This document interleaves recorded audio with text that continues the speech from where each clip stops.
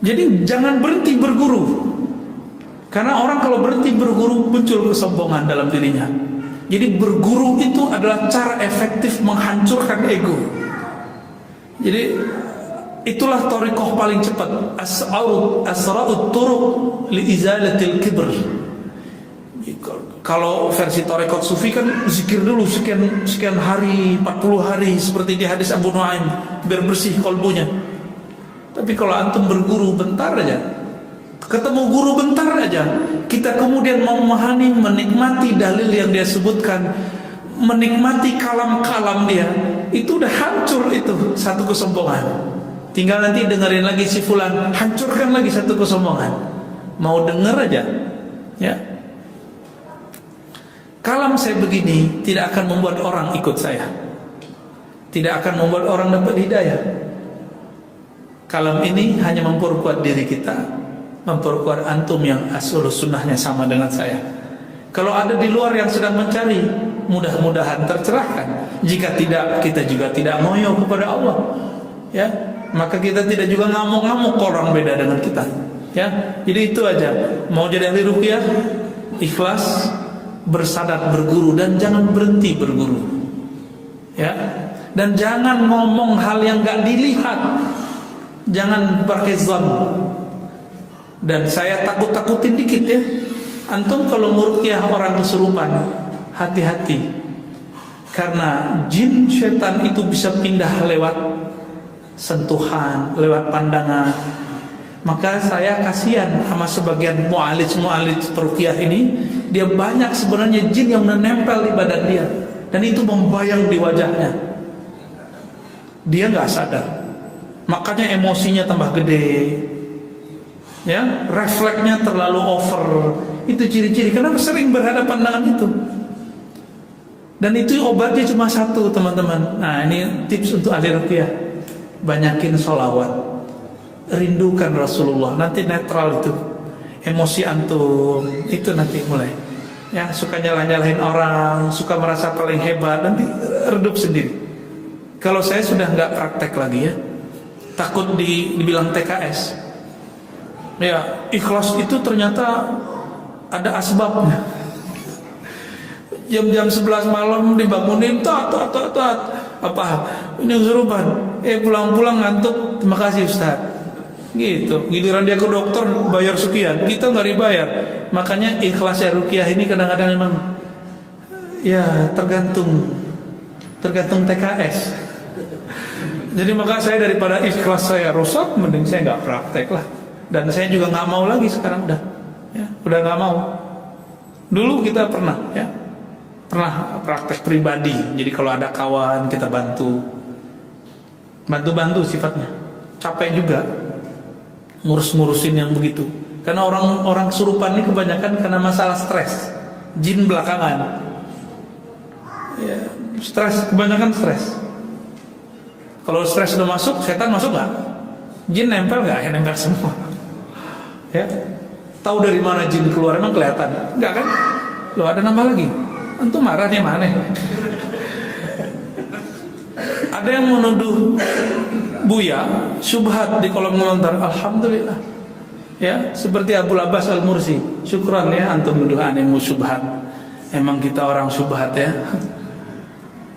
Apakah ada konsekuensi tuduhan syubhat kepada orang lain karena sudah jadi tren yang sekarang komen Ustadz syubhat, Ustadz bid'ah, kafir. Oh, kafir kayaknya enggak. Dia paling bilang syubhat sama bid'ah. Ya. Konsekuensinya ada. Dulu Allah yarham Syekhuna Ali Mustafa Yaqub mengatakan, beliau kan murid Syekh bin Bas, murid Imam Wahabi. Enggak ada tuh ngomong-ngomong syubhat-syubhat. Ya. Dia tahu saya pengamal Asy'ariyah, saya bertarekat sufi. Dia malah senang, enggak bilang ente syubhat Ar-Razi, enggak ada. Apa konsekuensinya? Kata beliau, kamu tahu enggak hadis? La taqul li akhika kafir. Jangan katakan kepada saudaramu kafir, karena bisa qad ba'a bihi ahaduhuma. Bisa kembali ke salah satu keduanya, bisa kepada kamu, bisa kepada yang dikafirkan. Terus beliau mengatakan, begitu juga bid'ah. Jika engkau menuduh orang syubhat, orang bid'ah, ternyata itu tidak terbukti di sisi Allah, maka engkaulah yang syubhat, engkaulah yang bid'ah. Makanya saya sudah berhenti, Pak, nuduh-nuduh orang syubhat dan bid'ah. Kecuali sesekali ceplosan saya minta ampun kepada Allah, ya. Ada nggak saya ngomong begitu, Bang Adam? Kalau saya minta ampun kepada Allah, ya. Saya sekarang paling ngomong, oh mungkin itu keliru, gitu aja, ya.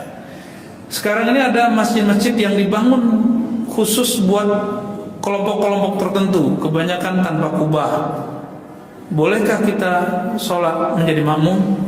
Perlu diketahui, kubah itu budaya Persia yang diserap oleh Muslim ketika mereka berdakwah ke Persia.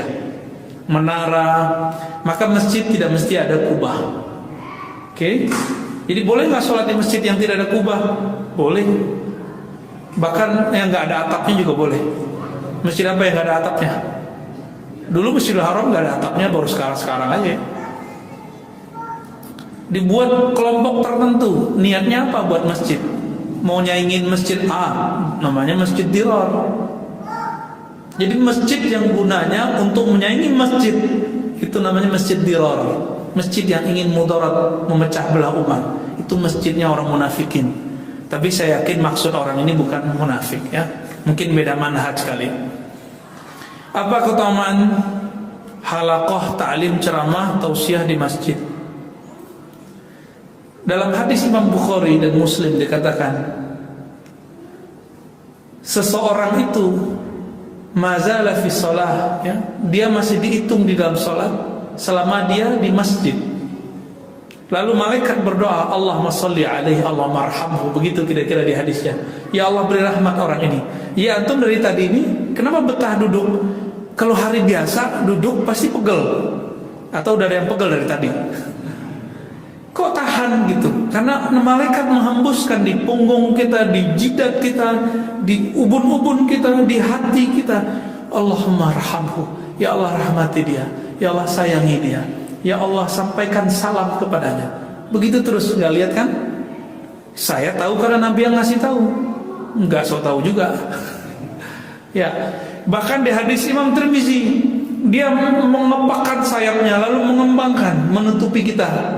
Ridha bima yatlub, dia ridha kepada apa yang dituntut. Kira-kira begitu. Nah, kita berharap semoga Allah menjadikan majelis ini majelis yang menurut Buya, apakah trilogi tauhid dapat kita gunakan dan aman dalam memahami akidah? Aman gak? Kalau niatnya membuat perbandingan, boleh. Boleh-boleh aja tuh. Tapi kalau dijadikan sebagai bahan, trilogi tauhid ini gak akan pernah nyatu dengan sifat 20. Ini antum harus garis bawahi. Kenapa?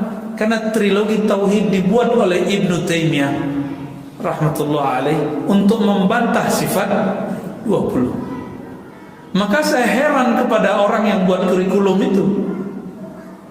Dia ngerti gak sih trilogi tauhid, uluhiyah, rububiyah, asma sifat tujuannya untuk apa?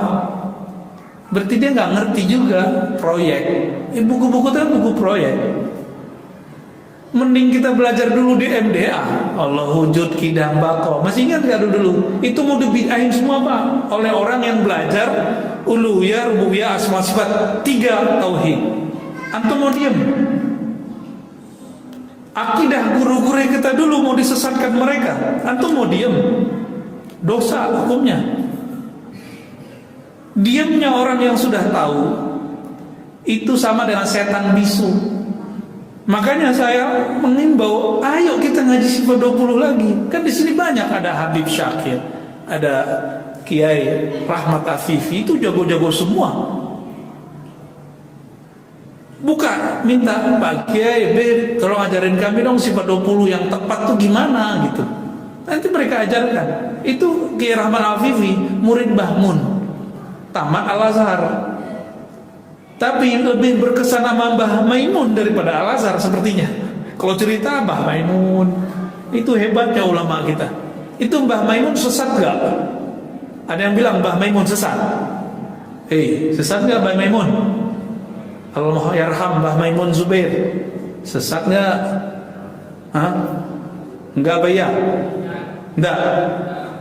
Kalau ada yang bilang sesat karena dia pakai sifat 20, antum diem nggak? Atau kita harus bergerak? Harus bergerak Pak, kita nggak boleh kita diam.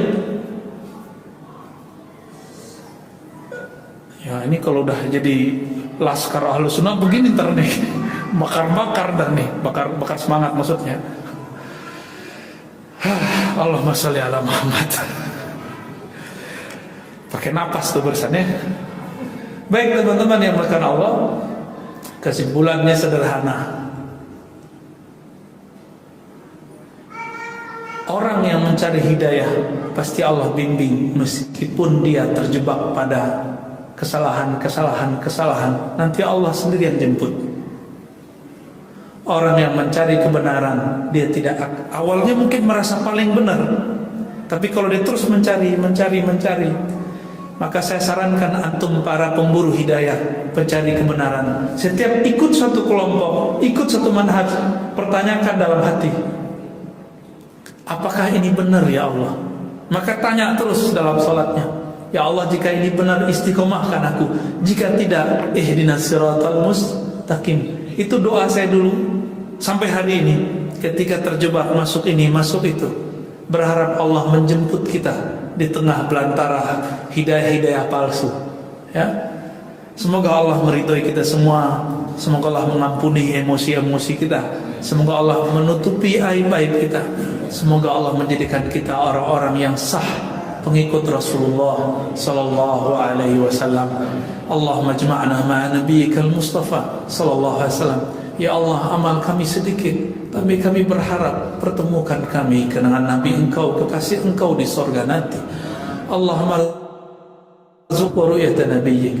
Ya Allah, Nabimu mengabarkan bahwa para sahabat, para orang-orang yang beriman akan memandang wajahmu nanti di surga.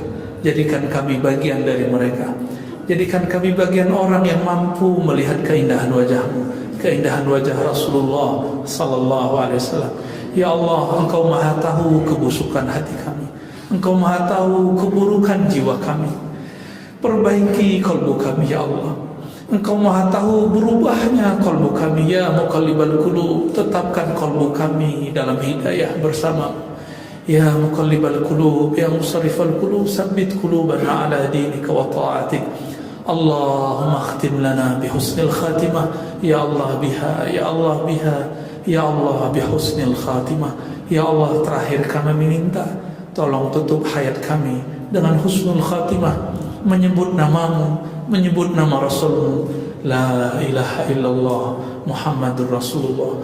Rabbana atina fid dunya hasanah wa fil akhirati hasanah wa qina adzabannar. Walhamdulillahi rabbil alamin. Subhanakallahumma wa bihamdika asyhadu an la ilaha illa anta astaghfiruka wa atubu ilaik. Assalamu alaikum warahmatullahi wabarakatuh.